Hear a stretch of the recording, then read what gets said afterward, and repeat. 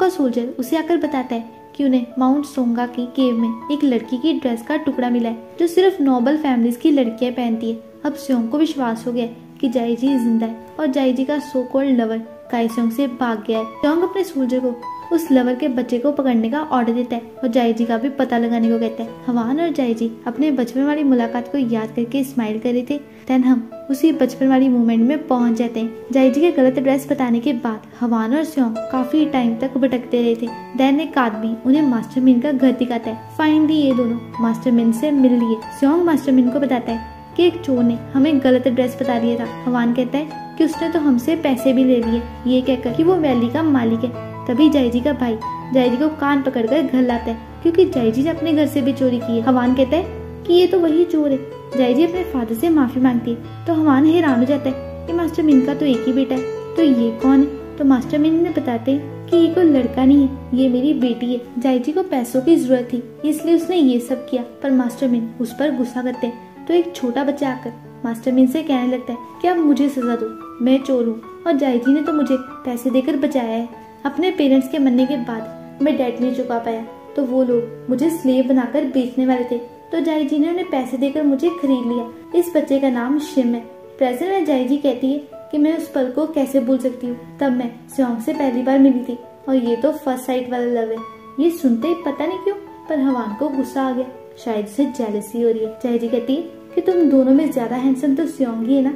हवान कहता है कि मुझसे कभी किसी ने ये नहीं कहा कि स्योंग मुझसे ज्यादा हैंडसम है। जाइजी कहती है कि मुझे तो ऐसे ही लगता है। हवान कहता है कि तुम दोनों बहुत ही क्यूट कपल बनोगे। देन जाइजी हवान को बेल्ट पहनाती है और जाइजी के टच से हवान को अजीब लग रहा था। लगता है कि हवान का दिल जोर जोर से धड़क रहा है। अब जाइजी को हवान के हेयर टाई करने थे और हवान तो इतना लंबा है तो वो इसमें भी जाइजी की हेल्प करता है। और यहाँ पर इन दोनों के बीच और भी फनी मोमेंट्स होती है। जाइजी की फैमिली का मर्डर जाइजी और स्योंग के वेडिंग वाले दिन ही हुआ था और स्योंग ने जाइजी को ये शूज वेडिंग वाले दिन पहनने को दिए थे। स्योंग को बहुत ही बुरा लग रहा है क्योंकि उसने जाइजी को किसी भी प्रॉब्लम में अपने पास आने को बोला था, पर जाइजी पता नहीं कहाँ चली गई। जिनके सिखाने पर गारम अब टॉप्सी के बारे में काफी कुछ सीख गई थी, पर उसने बातों बातों में ये भी कह दिया कि जिन तो एक डॉग से भी ज्यादा इम्पेशेंट है, तो जिन बुरा मान गया। पर गारम उसकी तारीफ करके उसे मना लेती है और जिन की हंसी वापस आ जाती है। जाइजी को एक बॉक्स खोलना था तो वो बॉक्स को कट करने के लिए सीजन मांगती है, पर ये तो जाइजी ने गलत बात कर दी और बाकी यूनिट का दिल दुखा दिया।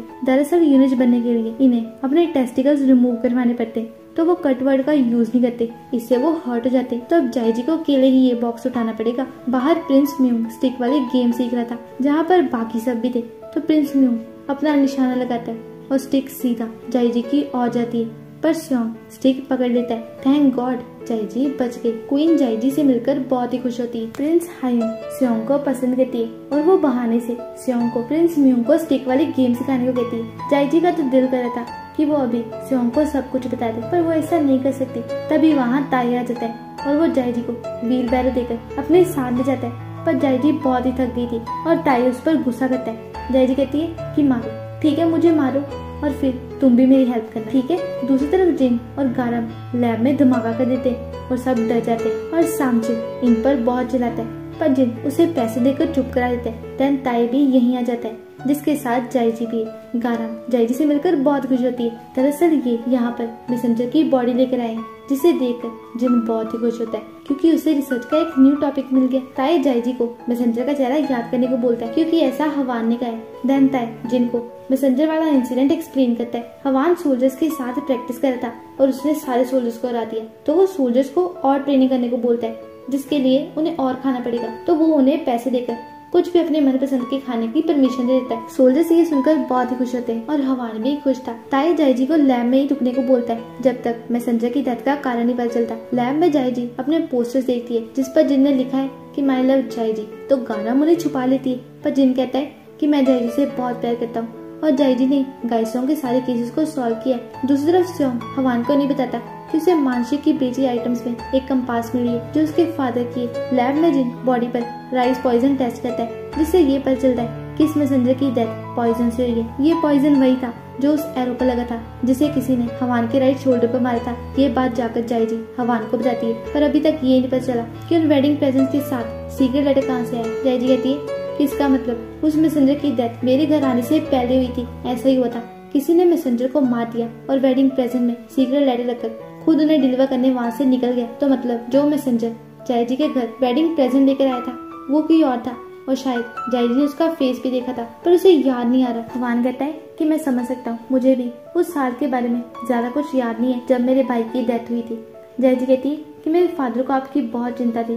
प्रिंस यूएन की डेथ के बाद आपने उनकी जगह ले ली, पर कोई आपका दर्द और अकेलेपन को समझ नहीं सकता, और मेरे फादर को आप पर पूरा विश्वास था। अब स्योंग कंपास को अपने फादर के सामने रखता है और उन्हें बताता है कि तायुजोंग के ऑफिस में काम करने वाले मानसिक ने ये कंपास एक मर्चेंट को बेच दी थी और मानसिक के पास ही ब्रशेस की जिम्मेदारी थी। लेफ्ट साइड काउंसलर कहते हैं कि फिर तो तुम्हें इस बारे में हवान को बता देना चाहिए, पर अभी तक तुमने उन्हें ये क्यों नहीं बताया। स्योंग कहता है कि ये कंपास तो आपकी है ना, पर तभी लेफ्ट साइड काउंसलर स्योंग को अपनी वाली कंपास दिखाते हैं और उसे बताते हैं कि 2 साल पहले मिंग डायनेस्टी ने ये कंपास सारे मिनिस्टर्स और ऑफिशियल्स को एज अ गिफ्ट दी थी, जिसमें आते हैं 3 रूलिंग ऑफिशियल्स, 6 ब्यूरो के मिनिस्टर्स और सारे काउंसलर्स जैसे लेफ्ट साइड काउंसलर और right side counsellor. Left side counsellor स्योंग को समझाते हुए कहते हैं कि ऑनेस्टी बहुत ही जरूरी होती है, और अब मुझे पता चला है कि हवान तुम पर ट्रस्ट क्यों नहीं करता। अगर तुम ऐसे ही पर्सनल चीजों की वजह से झूठ बोलते रहोगे तो एक लॉयल सब्जेक्ट कैसे बनोगे। अब स्योंग इस सोच में था इन सब में से ये कंपास किसका हो सकता है। हवान जायजी से पूछता है कि क्या तुमने मेरे दिए केस रिकॉर्ड्स को पढ़ा है।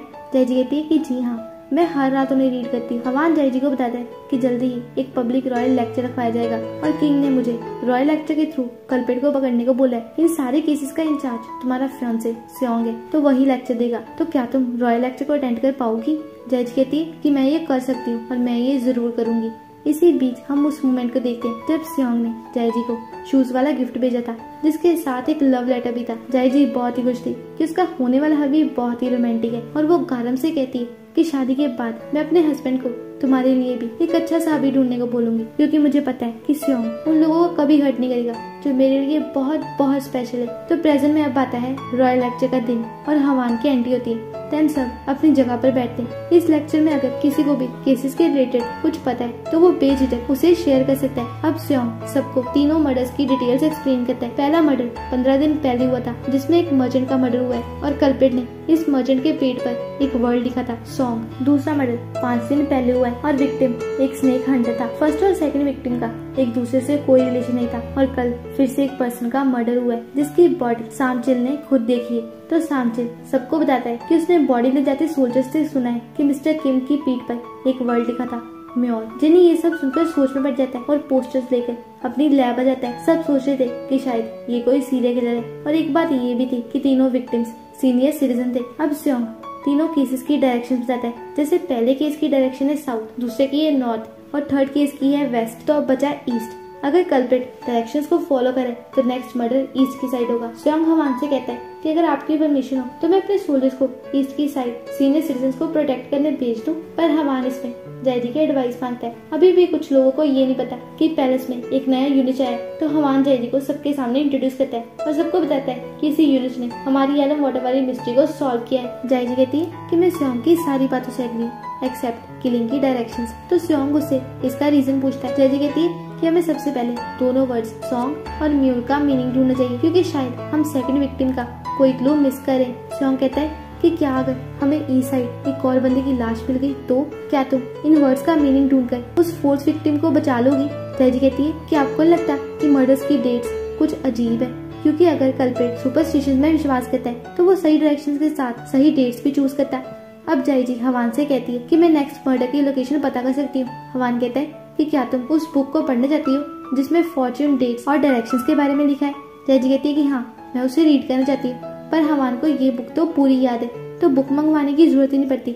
और हवान खुद सबको बता देता है कि जायजी बिल्कुल ठीक कह रही है और नेक्स्ट मर्डर वेस्ट में होगा, ईस्ट में नहीं। और अगर हम बुक के अकॉर्डिंग चले तो अगला मर्डर आज से ठीक 6 दिन बाद होगा। जायजी सेकंड बॉडी की विक्टिम को एक बार खुद चेक करना चाहती है ताकि उसे नेक्स्ट विक्टिम का पता चल सके, पर स्योंग अभी अपने सोल्जर्स भेजकर नेक्स्ट मर्डर को होने से रोकना चाहता है। स्योंग को जायजी पर विश्वास नहीं, क्योंकि वो समझता है कि बॉडी को चेक करने से सिर्फ टाइम वेस्ट होगा। इसलिए स्योंग खुद ईस्ट साइड जाकर सारे लोगों को प्रोटेक्ट करना चाहता है। हवान स्योंग को ईस्ट साइड पेट्रोलिंग करने की परमिशन दे देता है और जायजी को सेकंड बॉडी की री इन्वेस्टिगेशन करने को बोलता है। मतलब स्योंग भी खुश और जायजी भी। राइट साइड काउंसलर स्योंग को टॉन्ट मारता है कि प्रिंस हवान ने तुम्हें एक यूनिट के साथ कम्पीट करने को बोल दिया। ये सुनकर स्योंग को बहुत ही गुस्सा आ रहा था, पर प्राइम मिनिस्टर स्योंग को शाबाशी देते। हवान जायजी को लाइब्रेरी बुलाता है और उसे द गोल्डन मीन बुक ढूंढने को बोलता है, पर जायजी कहती है कि तुम्हें बुक की क्या जरूरत है, क्योंकि तुम्हें तो वैसे भी सारी बुक्स ऑलरेडी याद है। बट हवान की लुक से वो समझ आती है कि उसे बुक तो ढूंढनी पड़ेगी, और उसके जाने के बाद वो उसे रूट कहती है। देन जायजी सारी जगह वो बुक ढूंढने लगती है। फाइनली उसे बुक मिल जाती है, और वहाँ एक एप्पल रखा हुआ था जिसके साथ एक लेटर भी था। एप्पल देखकर जायजी बहुत ही खुश रहती है। देन जायजी एप्पल को साफ करती है और फिर उसे खाने लगती है। लेटर में हवान ने लिखा है कि मैं दिखावा करने का कोई मौका मिस नहीं करता, पर मैं कॉम्प्लीमेंट और अवार्ड देने की अपॉर्चुनिटी भी मिस नहीं करता। ये एप्पल मैंने तुम्हें ऐसे अवार्ड दिया है क्योंकि तुमने आज लेक्चर में बहुत ही अच्छा काम किया। जायजी कहती है कि मैं तो तुम्हें बहुत ही रूड समझती थी, पर मैं अपने वर्ड्स वापस लेती हूँ। तुम तो शायद एक स्वीट पर्सन हो। राइट साइड काउंसलर कैप्सो को जायजी के बारे में सब कुछ पता करने को बोलते हैं, मतलब वो उसे यूनिट सोंदुल के बारे में पता करने को कहते हैं। लेफ्ट साइड काउंसलर स्योंग को जल्दी से कल्प्रिट को ढूंढने को बोलते हैं, इससे पहले उस यूनिट की वजह से स्योंग का मजाक बने। नेक्स्ट डे जायजी फिर से हवान को रेडी करती है और हवान से पूछता है कि क्या तुमने उस एप्पल को एंजॉय किया। जायजी स्माइल करते हुए कहती है कि हाँ, वो बहुत ही डिलीशियस था। ये सुनकर हवान बहुत ही खुश होता है और दोनों एक दूसरे को देखकर स्माइल करने लगते हैं। और ये एपिसोड यहीं पर खत्म हो जाता है। वीडियो अच्छी लगी तो लाइक कर देना और एक अच्छा सा कमेंट कर देना, और अगर चैनल अच्छा लगा तो चैनल को सब्सक्राइब कर लो। मिलते हैं नेक्स्ट एपिसोड में। Bye bye. Out of your mouth, you wish you were someone